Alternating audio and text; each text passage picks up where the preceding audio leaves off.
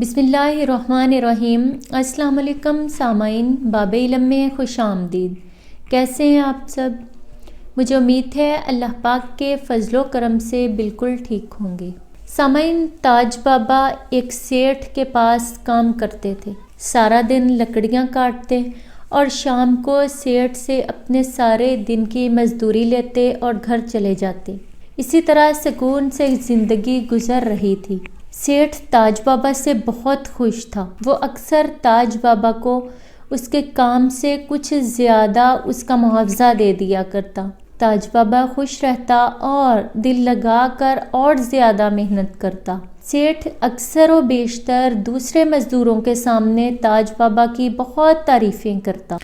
एक दिन ऐसे ही जब सेठ दूसरे मज़दूरों के पास बैठे हुए ताज बाबा की तारीफ़ें कर रहा था तो एक जोशीला सा नौजवान बोला, सेठ जी, हम भी ताज बाबा के बराबर बल्कि उनसे ज़्यादा काम करते हैं।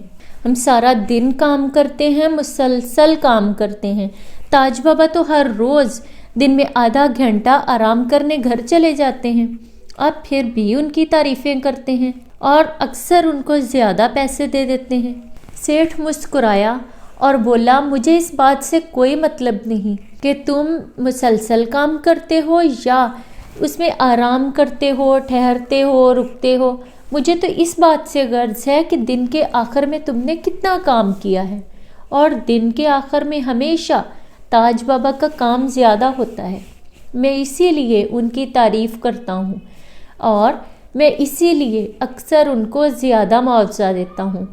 वो जोशीला नौजवान बोला, सेठ जी, अगर ये बात है तो कल आप एक मुकाबला करवा लें ताज बाबा का बाकी सारे मज़दूरों के साथ। कल मुकाबला हो जाएगा और आपके सामने सच्चाई आ जाएगी। कल दूध का दूध और पानी का पानी हो जाएगा। आपको पता चल जाएगा कौन ज़्यादा मेहनत करता है, ज़्यादा काम करता है। सेठ ने ये बात सुनी और उस हामी भर ली, ये बात मंजूर कर ली। उसने सब मज़दूरों को और ताज बाबा को बुलाया और बताया कि कल एक मुकाबला होगा। उसमें देखा जाएगा कि सारा दिन कौन ज़्यादा काम करता है, फिर मैं उसे एक इनाम भी दूंगा। सब ने मंजूर कर लिया और अपने अपने घरों को चले गए। अगले दिन सारे ही एक नए जोश, वलवले और एक नए जज्बे के साथ आए। सब ने बहुत जोशो खरोश और पुरहिम्मत होकर उस मुकाबले में हिस्सा लिया। जैसे बाकी मज़दूर काम कर रहे थे, ताज बाबा भी खुशी खुशी और बड़ी हिम्मत के साथ लकड़ियाँ काटने में मसरूफ़ थे। बाकी सारे मज़दूर मुसलसल काम करते जा रहे थे, अपनी ही धुन में मगन थे। लेकिन ताज बाबा ने जैसे ही दिन का एक पहर गुज़रा, आधा दिन गुज़रा, तो उठ के फ़ौरन अपना साइकिल उठाया और घर की तरफ चल पड़े। अब बाकी मज़दूर और वो नौजवान जोशीला मज़दूर भी मुस्कुरा उठा। ताज बाबा आज भी आधा घंटा रेस्ट के लिए घर चले गए। आज तो इनका जीतना किसी सूरत मुमकिन ही नहीं रहा। आज तो सेठ जी को पता चल जाएगा कि किस में कितना दम है, कौन ज़्यादा काम करता है, कौन कितनी ज़्यादा मेहनत करता है। ना सिर्फ वो जोशीला नौजवान बल्कि सारे मज़दूर ही यही बात सोच रहे थे। इतने में आधा घंटा गुजरा और ताज बाबा आकर दोबारा से अपने काम में लग गए। जैसे ही दिन ख़त्म हुआ, सेठ मखसूस जगह पर मज़दूरों के पास पहुंचा और उसने आकर सबके काटे हुए दरख्तों की गिनती शुरू की। वो दरख्त गिनता जा रहा है और उस मज़दूर को साइड पे खड़े करता जा रहा है। 8, 9, 10, 8, 9, 10, तकरीबन सभी मज़दूरों ने इतने दरख्त काटे थे। जैसे ही उस नौजवान जोशीले की बारी आई तो क्या हुआ, 8, 9, 10, 11 दरख्त काटे। सबका मुंह खुले का खुला रह गया। सब बहुत हैरान हुए, कुछ हसद और कुछ रश्क की नज़रों से उस नौजवान को देख रहे थे। उसके बाद ताज बाबा की बारी आई। सेठ ने ताज बाबा के दरख्त गिनना शुरू किए। 8, 9, 10, 11 और 12। ये क्या हुआ? ताज बाबा ने तो इस जोशीले नौजवान से एक ज़्यादा दरख्त काट लिया। ताज बाबा तो आधे घंटे रेस्ट करने घर भी गए थे। ये कैसे मुमकिन हुआ? یہ کیا ہو گیا؟ تاج بابا نے اپنا انعام لیا اور گھر کی طرف روانہ ہو گئے۔ اچانک وہ نوجوان جوشیلا ان کے آگے آ کھڑا ہوا۔ بابا جی رکیے۔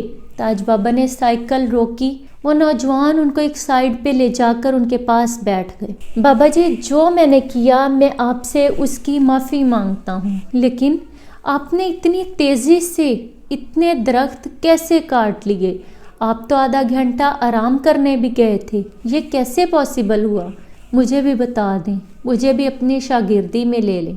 بابا جی بولے، بیٹا جتنا مرضی اچھا بیج بولو، جب تک تم اس بیج کی نگہداشت نہیں کرو گے، جب تک اس بیج سے پھوٹنے والی کمپل اور بننے والے پودے کی نگہداشت نہیں کرو گے، وہ کبھی ایک بھرپور اور اچھا درخت نہیں بن پائے گا۔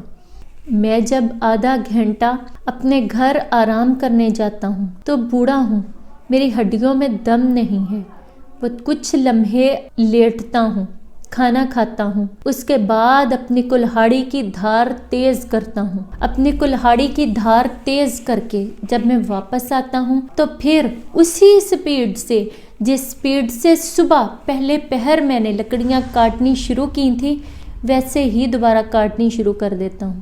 اس لیے میں زیادہ درخت کاٹ لیتا ہوں۔ وہ نوجوان بہت حیران ہوا اور اس نے یہ بڑے گر کی بات، پتے کی بات اپنے پلو سے باندھ لی۔ سامعین، آپ کا تعلق جس کسی فیلڈ سے بھی ہے، آپ اپنے دور میں بے شک ٹاپ آف دی لسٹ رہے ہوں، لیکن ساتھ ساتھ گزرتے لمحات میں، گزرتے زمانوں میں اپنے آپ کو پالش نہیں کریں گے تو پیچھے رہ جائیں گے۔ نئی سے نئی سکلز، ٹیکنالوجیز، ریسرچ، ان سب سے فائدہ اٹھانا چاہیے۔ جس فیلڈ میں بھی ہوں اس کے بارے میں جانتے رہنا، معلومات لینا بہت ضروری ہے۔ اپنے آپ کو پالش کرتے رہیں تاکہ آپ پیچھے نہ رہ جائیں، یہ زمانہ آپ کو پیچھے نہ چھوڑ دے۔ اپنے آپ کو ہمیشہ ٹاپ آف دی لسٹ رکھنے کے لیے اپنے آپ کو زمانے کے ساتھ ساتھ پالش کرتے رہیں۔ مجھے امید ہے میری آج کی ویڈیو آپ کو اچھی لگی ہوگی۔ اگر پسند آئی ہے تو لائک کرنا نہ بھولیے گا، اور باب علم پر نئے ہیں تو سبسکرائب کر دیں اور گھنٹی کے بٹن کو پریس کر دیں تاکہ میری ہر نئی آنے والی ویڈیو کا نوٹیفیکیشن سب سے پہلے آپ کو مل سکے۔ سامعین، باب علم کو زیادہ سے زیادہ شیئر کریں، مجھے بھی اپنی دعاؤں میں یاد رکھیں۔ اگلی ویڈیو تک کے لیے اجازت چاہتی ہوں۔ بہت شکریہ۔ اللہ حافظ۔